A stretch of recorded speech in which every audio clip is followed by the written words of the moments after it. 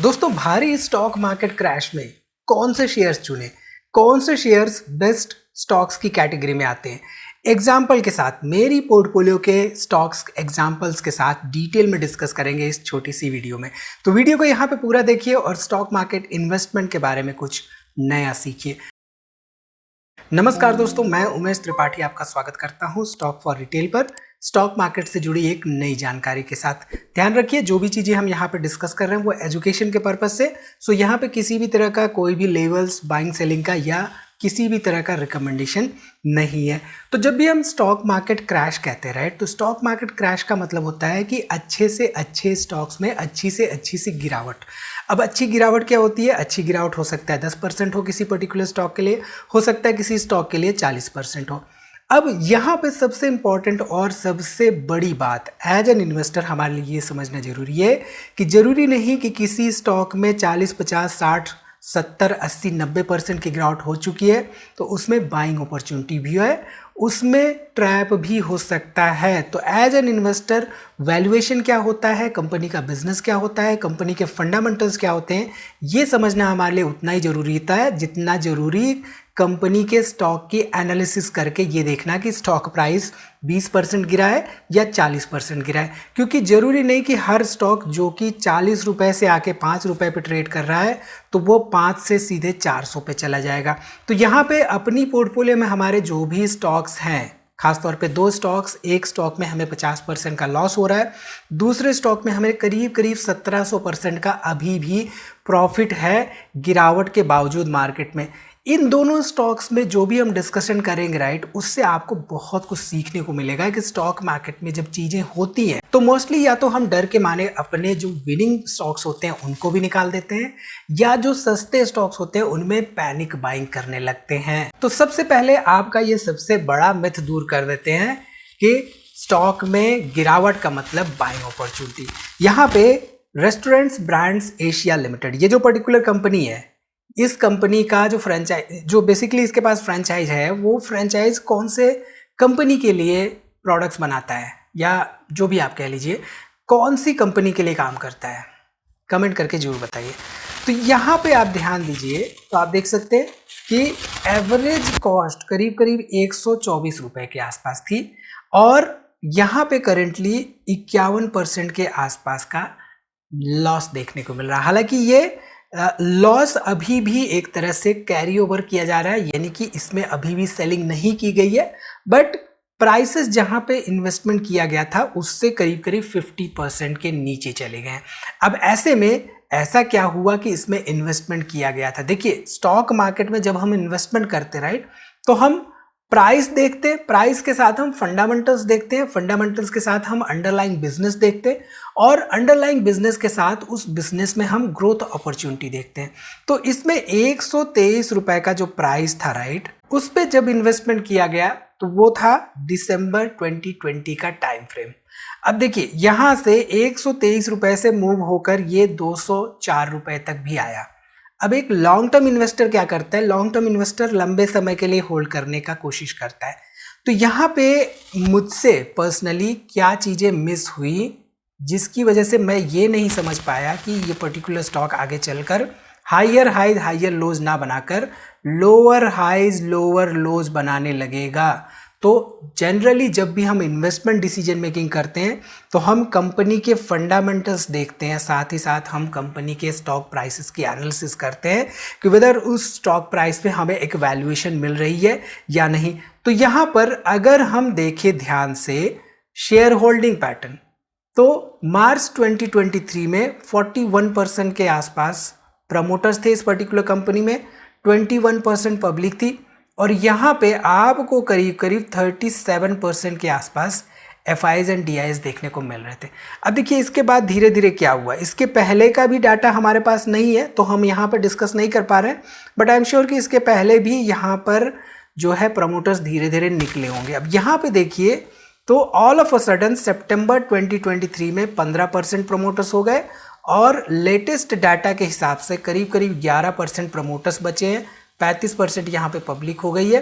हालांकि यहाँ पर आपको करीब करीब 53% के आसपास FIs एंड DIs देखने को मिल रहे हैं। अब जब हम अपनी वीडियोज़ में डिस्कस करते हैं राइट, फंडामेंटल एनालिसिस जब हम करते हैं तो हम वहाँ पर FIs एंड DIs का डाटा जरूर से जरूर देखते हैं। तो हम क्या देखते हैं, एटलीस्ट 5-6% से ज़्यादा वहाँ पे FIs एंड DIs कंसिस्टेंटली होनी चाहिए। तो यहाँ पे आपको इतने ज़्यादा FIs एंड DIs देखने को मिल रहे हैं, बट स्टिल कंपनी के फंडामेंटल्स वीकर साइड पे है। तो हमेशा आपको सारे पैरामीटर्स देख के इन्वेस्टमेंट डिसीजन मेकिंग करनी होती है। बावजूद इसके आपकी पोर्टफोलियो में हो सकता है कि कुछ ऐसे स्टॉक्स भी आ जाएं जो कि 30-40-50% का नेगेटिव पॉइंट आपको दिखा दें। तो ऐसी सिचुएशंस में सबसे इंपॉर्टेंट होता है डाइवर्सिफिकेशन। ऐसी सिचुएशन में सबसे इंपॉर्टेंट होता है पोर्टफोलियो एलोकेशंस। तो उसके बारे में फिलहाल हम कभी डिटेल में डिस्कस करेंगे कि हमारी पोर्टफोलियो में कितने स्टॉक्स होने चाहिए और सर्टेन स्टॉक में कितना एलोकेशन होना चाहिए, क्योंकि ऐसा नहीं होना चाहिए कि आपने कहीं पर भी एक सर्टेन पोर्टफोलियो में एक ही 2 स्टॉक में इन्वेस्टमेंट कर दिया और वो स्टॉक यहाँ पे ऐसे निकल गई कि 50-60% पैसा लेके चली गई। तो ऐसे में वहाँ पर आपका इन्वेस्टमेंट जो है वो नीचे जा सकता है। ठीक है, चलिए अब यहाँ पे बात कर लेते हैं LT फूड्स के बारे में। तो दूसरा स्टॉक हमारी पोर्टफोलियो में वो है LT फूड्स। LT फूड्स में बाइंग यहाँ पे 20 रुपये 82 पैसे का एवरेज, और करंटली देखें तो करीब करीब 1750% के आसपास का रिटर्न्स। अब इतनी गिरावट के बावजूद मार्केट में इसके भी शेयर प्राइस गिरे होंगे। अब एज पर रेगुलेशंस हम लेटेस्ट प्राइसेस तो नहीं डिस्कस कर सकते, बट स्टिल प्राइसेस गिरे हैं। गिरावट के बावजूद यहाँ पे करीब करीब 1750% का रिटर्न्स। अब यहाँ पे अगर हम चार्ट पे जाएं और चार्ट पे देखने की कोशिश करें कि LT फूड्स में आप ध्यान दीजिए तो करीब करीब 500 रुपए के शेयर प्राइस से गिरावट हुई है। और यहाँ पे ये जो 20 रुपए का प्राइस था, वो 20 रुपए का प्राइस करीब करीब मार्च अप्रैल मई 2020 का था। तो मार्च 2020 में कोविड लॉकडाउन लगे थे, प्राइसेस ऑलरेडी इसके गिर रहे थे, बट फंडामेंटल्स यहाँ पे जब हमने एनालाइज कर रखा था तो हमें स्ट्रॉन्ग दिख रहा था। बस एक वैल्यूएशन के साथ एक प्राइस की दरकार थी। ठीक, अब यहाँ पे इन्वेस्टमेंट करने के बाद ऐसे पॉइंट्स पे क्यों नहीं इन्वेस्टमेंट किया गया, ये डिफरेंट पॉइंट्स है डिस्कशंस के। जनरली हम जब भी इन्वेस्टमेंट करते हैं और प्राइसेस ऊपर जाने लगते हैं तो हम फिर वहाँ से फंडामेंटल्स को मॉनिटर करने लगते हैं, हम वहाँ पे मैनेजमेंट को मॉनिटर करने लगते हैं, मैनेजमेंट के डिसीजंस को मॉनिटर करने लगते हैं। और ये गलती हमसे कभी कभी हो जाती है कि मॉनिटर करने के बावजूद कुछ कंपनियां हमारी निगाहों से नीचे चली जाती हैं, यानी कि छट जाती हैं, जैसे कि RBA के केस में हमारे साथ हुआ। तो यहाँ पे अगर हम देखें LT फूड्स का, तो आप देखिए 51% के आसपास प्रोमोटर्स थ्रू आउट यहाँ पे बने हुए हैं। प्रमोटर्स प्राइस नीचे जाता है तो ऐसा नहीं कि वो निकल जाते हैं, प्रमोटर्स को पता है कि उनकी कंपनी क्या है, उनका बिजनेस क्या है, और बेस्ड ऑन दैट वो बने हुए हैं। इसके साथ ही साथ यहाँ पे कभी FIIs आते हैं, DIIs आते हैं, वो थोड़ा बहुत अपनी स्टेक बढ़ाते हैं, थोड़ा बहुत स्टेक अपनी कम कर रहे होते हैं, बट ऑन एन एवरेज यहाँ पे करीब करीब 18-20% के आसपास FIIs एंड DIIs बने रहते हैं। 30% के आसपास यहाँ पे पब्लिक इन्वेस्टमेंट देखने को मिल रही है। ठीक है, अब यहाँ पे इन दोनों स्टॉक्स को डिस्कस करने के बाद मैं आपको एक सिंपल सा फ्रेमवर्क देता हूँ जो कि मैं पर्सनली इस्तेमाल करता हूँ अपने वैल्यू इन्वेस्टिंग में। और ये फ्रेमवर्क फंडामेंटल्स के साथ ही साथ बिजनेस पे ज़्यादा फोकस्ड होता है, क्योंकि फिर बिजनेस मैटर करता है। जब RBA की हमने डिसीजन मेकिंग की थी तो वहाँ पे भी हमने बिजनेस ही देखा था और हमें वो दिखाई दिया था जो कि बाकी सारे इन्वेस्टर्स को नहीं दिखाई देता है। Even though fundamentals weaker side पे थे, बट वहाँ पर हमें एक मोड काइंड ऑफ बिजनेस दिखाई दिया था, क्योंकि आप अगर ध्यान दें तो RBA जिस चीज़ का फ्रेंचाइज लेता है वो चीज़ कहीं ना कहीं से एक तरह से मोट रखती है और उसके 1-2 ही कॉम्पिटिटर्स हैं। हालांकि वो बिजनेस सेगमेंट ऐसा सेगमेंट है कि आप भी चाहे तो पिज्ज़ा बर्गर बना सकते हैं, कल को एक आप भी आउटलेट ओपन कर सकते हैं और अपना ब्रांड डेवलप कर सकते हैं। तो वहाँ पे कुछ ऐसा नहीं है कि बहुत ज़्यादा कॉम्पिटिटिवनेस काइंड ऑफ थिंग है। तो बिजनेस में जब भी हम एनालिसिस करें तो हमें कोशिश ये करनी चाहिए कि हम ऐसे बिजनेसेस सेलेक्ट करें जहाँ पे प्लेयर्स कम हो बट प्रोडक्ट्स की डिमांड ज़्यादा हो। ठीक है, तो जनरली जब भी आप इन्वेस्टमेंट डिसीजन मेकिंग कर रहे हो या एनालिसिस कर रहे हो तो आपको ऐसे बिजनेस पे फोकस करना चाहिए जहाँ पे कॉम्पिटिटर्स बहुत कम हो और कंपनी एक स्ट्रॉन्ग लीडर हो, जैसे कि फॉर एग्जांपल HDFC बैंक हो गया या रिलायंस इंडस्ट्रीज हो गई। ये ऐसी कंपनियां जो कि गिरती तो है लेकिन लॉन्ग टर्म में रिकवर कर जाती है। यहाँ पे अगेन किसी तरह का रिकमेंडेशन नहीं है, एग्जाम्पल लेना पड़ता है ताकि आपको चीज़ें समझने में आसानी हो और आप कोरिलेट कर सकें हमारी जो भी इन्वेस्टिंग फिलॉसफी है उससे रियल वर्ल्ड एग्जाम्पल के साथ। ठीक है, इसके साथ ही साथ जैसा कि कल परसों की वीडियो में हमने डिस्कस किया था, अर्निंग्स बहुत इंपॉर्टेंट होती है। अर्निंग्स विजिबिलिटी बहुत ज़्यादा इंपॉर्टेंट होती है किसी भी कंपनी के लिए। तो जब भी हम एनालिसिस कर रहे हो तो वहाँ पे कंपनी के पास्ट अर्निंग ट्रैक रिकॉर्ड को, यानी कि उनका जो सेल्स ग्रोथ ट्रैक रिकॉर्ड रहा है, उनकी जो प्रॉफिटेबिलिटी ट्रैक रिकॉर्ड रही है, उसको देखना हमारे लिए बहुत इंपॉर्टेंट होता है। ठीक है, और जब भी स्टॉक मार्केट क्रैश की सिचुएशन में इन्वेस्टमेंट डिसीजन मेकिंग करें, स्टॉक में प्राइस में गिरावट हुई हो, तो सबसे पहले वहां पे पता करें कि प्राइस में गिरावट क्यों हुई है। क्या पैनिक एक रीजन है या फंडामेंटल्स की वजह से तो गिरावट नहीं हुई है? क्योंकि अगर फंडामेंटल्स की वजह से गिरावट हुई हो तो ये एक खतरे की घंटी हो सकती है। फिर चाहे मार्केट क्रैश हो या ना हो, ऐसी कंपनियां ज़्यादा लंबे तक नहीं जाएंगी। ठीक है, सो जनरली हम लोग जो गलती करते हैं जब भी स्टॉक मार्केट क्रैश की सिचुएशन होती है, तो हम लोग ये गलती करते हैं कि स्टॉक के प्राइस देख के हम इन्वेस्टमेंट डिसीजन मेकिंग करने की कोशिश करते हैं। और खासतौर पे हम ये देखते हैं कि स्टॉक कितना गिरा है, यानी कि जितना ज़्यादा गिरा होता है हमें उतना ज़्यादा अच्छा लगने लगता है। फॉर एग्जाम्पल मान लीजिए कि कोई स्टॉक हमने देखा कि 100 रुपये पे था गिरावट शुरू होने के पहले, और वो 100 रुपये से गिर के 10 रुपये पे आ गया है, तो हमें लगता है कि भाई 90% की गिरावट है, 10 रुपये से और कितना जाएगा, जीरो थोड़ी हो जाएगा, और हमें ये अच्छा लगने लगता है। वहीं पे जो दूसरा स्टॉक जिसमें कि 500 रुपये से गिरावट हुई है और वो गया है 400 रुपये तक, हमें लगता है कि भैया यहाँ तो 10-15% की भी अच्छे से गिरावट नहीं हुई, इसमें क्या इन्वेस्टमेंट करना है। एक शेयर खरीदने के लिए 400 रुपये खर्च करने पड़ रहे हैं, यहाँ पे उतने में तो 40 शेयर्स आ जाएंगे, और हमारी साइकोलॉजी यहाँ पे काम करने लगती है।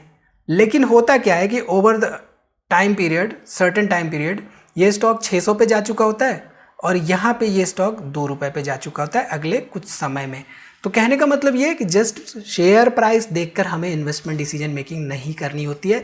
स्टॉक मार्केट क्रैश की सिचुएशन में वैल्यूएशन शेयर प्राइस में नहीं होता है, वैल्यूएशन कंपनी के बुक्स में होता है, कंपनी के फंडामेंटल्स पे होता है। तो इस लाइन पे ध्यान दीजिए, ये जो पर्टिकुलर लाइन है, valuation is not in the share price, it's in the price that the company books tells, यानी कि कंपनी की बुक्स में जो चीज़ें हैं। फॉर एग्जाम्पल मान लीजिए कंपनी ने बोला है कि मेरी बुक वैल्यू ये है, तो बुक वैल्यू पे ध्यान दीजिए। बुक वैल्यू मान लीजिए किसी कंपनी का 1000 है, शेयर प्राइस वहाँ पे ट्रेड कर रहा है 4000 पे, ठीक, तो बुक में तो 1000 है, उसकी इंट्रिंसिक वैल्यू हो सकता है 1000 के आसपास, लेकिन है तो वो महंगा, राइट। अब यहाँ पे हमें ये देखना सुनिश्चित करना इंपॉर्टेंट हो जाता है कि ये जो 4000 प्राइस है, क्या इन्वेस्टर्स इस प्राइस को पे करने के लिए आज तैयार हो रहे हैं या ये ऐसा हमेशा से चला आ रहा है। यानी कि फॉर एग्जांपल मान लीजिए कि कंपनी में ये जो 4000 रुपये और 1000 रुपये का रेशियो है, यानी कि book value to current price का रेशियो, राइट, ये रेशियो क्या हमेशा इसी तरह का रहा है, 1:4 का रहा है? और अगर रहा है तो फिर ये 4000 रुपये पे करने में दिक्कत नहीं होनी चाहिए इन्वेस्टर के लिए। बट अगर ऐसा नहीं रहा है तो वहाँ पर कोशिश हमारी ये होनी चाहिए कि 1000 के आसपास आए। जरूरी नहीं कि 1000 आए, 1000 से कम आए। बहुत कम कंपनियाँ ऐसी होती है जिनमें कि stock price, current stock price अपने इंट्रिंसिक वैल्यू के नीचे जाता है, ग्राहम लॉ के हिसाब से या जो हमारे वैल्यू इन्वेस्टमेंट की थ्योरी है उसके हिसाब से। बहुत कम कंपनियों के शेयर के प्राइसेस, जो कि खासतौर पे फंडामेंटली स्ट्रॉन्ग कंपनियां होती हैं, उनके प्राइसेस नीचे जाते हैं अपने इंट्रिंसिक वैल्यू से। ठीक, तो आई थिंक यहाँ से आपको चीज़ें समझ में आ रही होंगी। जब हम शेयर प्राइस देख रहे हैं, शेयर प्राइस में गिरावट हुई है, तो उसके साथ ही साथ ये भी देखना इंपॉर्टेंट हो जाता है कि शेयर प्राइस क्यों गिरा है और साथ ही साथ कंपनी के फंडामेंटल्स इंटैक्ट हैं या नहीं। ठीक है, और एक और इम्पॉर्टेंट बात यहाँ पे आपको ये बता दूं, मान लीजिए कोई कंपनी है जिसका कि शेयर प्राइस 500 रुपये है, 500 रुपये से शेयर प्राइस गया 250 रुपये पे। अब इस 250 पे गिरावट कितने की है? 50% की, राइट। वापस से यही शेयर फिर से 500 रुपये पे चला गया, तो यहाँ पे 100% का प्रॉफिट, यानी कि 100% का अपवर्ड मूवमेंट। तो कोई इस पर्टिकुलर पॉइंट पे इन्वेस्टमेंट करता है तो उसको 100% का यहाँ पे प्रॉफिट होता है, लेकिन कोई इस पॉइंट पे इन्वेस्टमेंट करता है तो यहाँ पे 50% का लॉस देखने को मिलता है और प्राइस फिर से वहीं पे जाता है तो 0% का प्रॉफिट। तो आप यहाँ पे इन्वेस्टमेंट करना चाहोगे या यहाँ पे इन्वेस्टमेंट करना चाहोगे, अब नीचे कमेंट करके जरूर से जरूर बताओ। तो आई थिंक यहाँ से आप चीज़ें कोरिलेट कर पा रहे होगे, चीज़ें आपको समझ में आ रही होंगी कि एक्चुअल में क्या होता है, कैसे प्राइसेस जो है रिफ्लेक्ट करते हैं ओवरऑल एक वैल्यू को, और उस वैल्यू को कैसे हम देखते हैं एक्चुअल वैल्यूएशन पे। ठीक है, तो नेक्स्ट टाइम जब भी आपको गिरावट महसूस हो, पैनिक लग रहा हो, तो पैनिक बिल्कुल मत होना। स्टॉक मार्केट क्रैश की सिचुएशन में आप ये सिंपल सा 3 पॉइंट्स का फ्रेमवर्क जरूर से जरूर याद रखना। स्ट्रॉन्ग बिजनेस, कंपनी की अर्निंग्स विजिबिलिटी, और reason of the stock price fall, यानी कि स्टॉक के प्राइसेस में गिरावट क्यों हो रही है, उसके पीछे का रीजन। जैसे कि HDFC बैंक में रिसेंटली गिरावट हुई थी, राइट। अब वो गिरावट क्यों हो रही है, वो रीजन हमारे लिए समझना इंपॉर्टेंट हो जाता है। जैसे S बैंक में कभी हुआ था कि शेयर प्राइसेस 300 रुपये, 350 रुपये के ऊपर हुआ करते थे, लेकिन एक बार जब गिरना शुरू हुए तो क्यों के पीछे लोग नहीं भागे, अपॉर्चुनिटी के पीछे भागे। उनको लगा कि अपॉर्चुनिटी है, 300 हुआ, 250 हुआ, 200 हुआ, 200 के नीचे 100 हुआ, 100 के नीचे 50 हुआ, और रेस्ट इज द हिस्ट्री। तो यहाँ पे कहने का मतलब ये है कि शेयर के प्राइसेस में गिरावट होती हैं, सभी कंपनियों के शेयर के प्राइसेस में गिरावट होती हैं, लेकिन गिरावट क्यों हो रही है वो जानना हमारा काम है इन्वेस्टमेंट डिसीजन मेकिंग के पहले। ठीक है, तो ये 3 इंपॉर्टेंट चीजें अगर आप समझ गए तो मार्केट क्रैश भी आपके लिए एक अपॉर्चुनिटी बन सकता है। तो आई थिंक यहाँ से आपको काफी कुछ सीखने को मिला होगा। सीखने को मिला है तो वीडियो को जरूर से जरूर लाइक करिए। आप किसी पर्टिकुलर स्टॉक के बारे में या कहीं भी कोई भी सवाल हो आपका किसी से भी रिलेटेड, इन्वेस्टमेंट से रिलेटेड, तो कमेंट सेक्शन में जरूर से जरूर टाइप करिए। वीडियो को दोस्तों में शेयर करिए और चैनल को सब्सक्राइब करना तो बिल्कुल बनता है। मिलते हैं अगली वीडियो में एक नई जानकारी के साथ, तब तक आप अपना बहुत ख्याल रखिए।